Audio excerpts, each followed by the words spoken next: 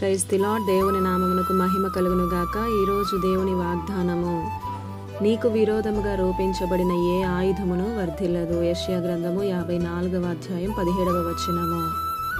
ఈ ఉదయకాల సమయంలో ఘనుడైన దేవుడే మనందరితో మాట్లాడుతున్నాడు. నీకు విరోధముగా రూపించబడిన ఏ ఆయుధము వర్ధిల్లదు అని. దేవుని మీద ఆధారపడి దేవునితో మనము జీవిస్తున్నను మనకు అనేక రకాలుగా ఈ లోకం నుండి విరోధం కలగవచ్చు. ఒక్కోసారి మనం మంచికి వెళ్తే చెడుగా ఎదురొచ్చేవారు కొందరు, మన ప్రమేయమే లేకుండా మన పైకి లేచేవారు మరికొందరు. అసలు వారలా వీరిలా అని అపవాది కలిగించే ప్రలోభాలు మరికొన్ని. వాగ్దానం వింటున్న ప్రియ సహోదరుడా సహోదరి, ప్రతి ఒక్కరికి శ్రమలు వెన్నంటే ఉంటాయి. వాటిని తలవకపోయినా సరే వెంటనే ఉంటాయి, ప్రక్కనే ఉంటాయి.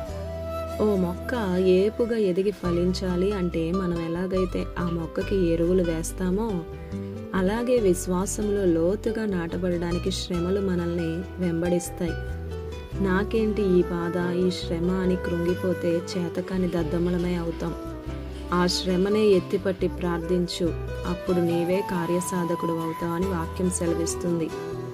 ఈ శ్రమలు అవిశ్వాసిని కృంగదీస్తే విశ్వాసిని దృఢపరుస్తాయి.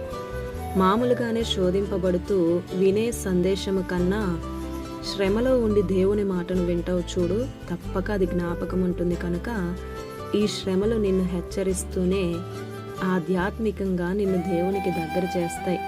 అపార్థం చేసుకునే బదులు దేవుడంటే ఏమిటో, ఆయన ప్రేమ, త్యాగం అసలు ఎవరు అని అర్థం చేసుకోవడానికి ప్రయత్నిస్తే అసలు ఏమీ ఉండవు కదా.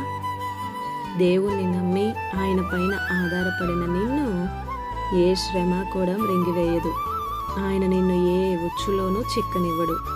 నీకు విరోధముగా రూపించబడుతున్నది ఏదైనాను సరే, వాటిని నా దేవుడు నీ జీవితంలో వర్ధిల్లనియ్యడు. ఆమేన్.